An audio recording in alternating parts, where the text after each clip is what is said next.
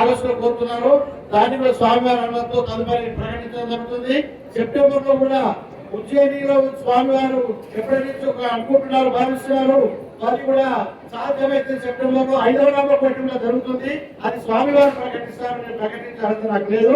అది కూడా ఇప్పుడు దాదాపు 5 యజ్ఞాలకు మనకు ముందుపోయేటువంటి అవకాశం దొరుకుతుందని ఈ ప్రథమ రామకోటి ద్వారా మనకు రామకోటి నిరంతరాయంగా జరుగుతున్నటువంటి నమ్మకం ఏర్పడింది. తదుపరి కూడా భక్తులందరూ మీరు సహకరించగలరని మనవి.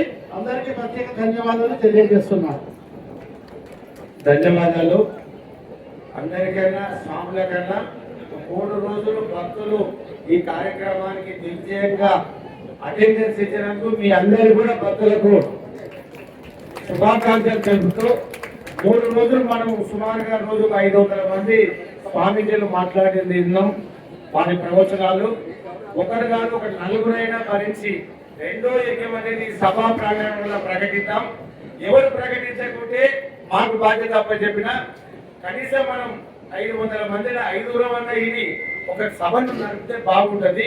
ఒక సభ తర్వాత ఒక సభ జరిగితే బాగుంటది. కాబట్టి దయచేసి 1 రోజైనా 3 రోజులైనా ఒక సభ మళ్ళీ 2వ సభను ప్రారంభించుకుందాం.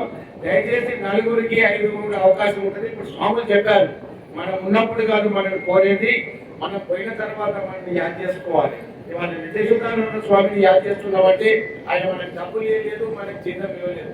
మనకి ఇచ్చిన ప్రబోధ ఆత్మ ప్రబోధతోనే మనం నిత్యశుద్ధానంద స్వామిని యాద్ చేసుకున్నాం. కాబట్టి దయచేసి ఇంకా ఎవరు లేకుంటే ఈ మహిళా మండలం ఇంతమంది కూడా ఇంటికి ఇంత 500 1000 ఒక 10,000 జమ చేసుకుని మహిళా మండలం కూడా చేద్దాం. భగవాన్ ఏంటంటే మహిళా మండలం చేసి దాని కల్పనను నా ధర్మపాత్ర శ్రీమతి శ్రీదేవిని నీకు అప్పచెప్తా. మనం చేసే 2వ కార్యక్రమాన్ని ఈ కార్యక్రమాన్ని నిర్వహించుకుందాం. అందరం కూడా మహిళలే శక్తి స్వరూపులు, మహిళలమే. మా మిత్రుడు గోపాల్ గారు కూడా వెంకటేశ్వర స్వామి వేణుగోపాల స్వామి దేవస్థానం చైర్మన్ చేశాడు.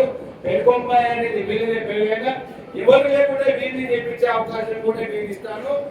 మొదలు భక్తులకే అవకాశం ఇచ్చి చేద్దామని తలంతో ఉన్నాం. స్వామివారి ఆశీస్సులు తీసుకోవాల్సిందిగా స్వామివారి భక్తులు మొదటగా అక్కలపల్లి వాస్తవులు లచ్చిరెడ్డి గారు మీరు 35వ రామకోటి యజ్ఞం 20 సంవత్సరాల కింద అక్కలపల్లిలో దేవాలయం నిర్మించి చేశాడు. వారికి స్వామివారి ఆశీస్సులు ఇవ్వాల్సిందిగా కోరుతున్నాను.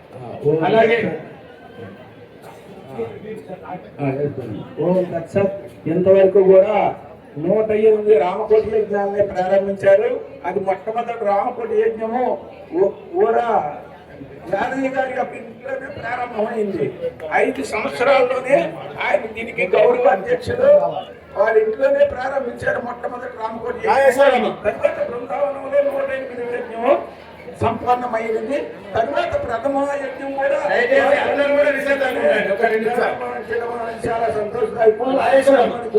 అందరినీ కూడా భగవంతుడు ఆయుధారోగ్యంతో సహా భక్తి జ్ఞానం ప్రసాదించి సర్వకాలం చేసి నేను చెప్తాను. ఓం తత్సత్.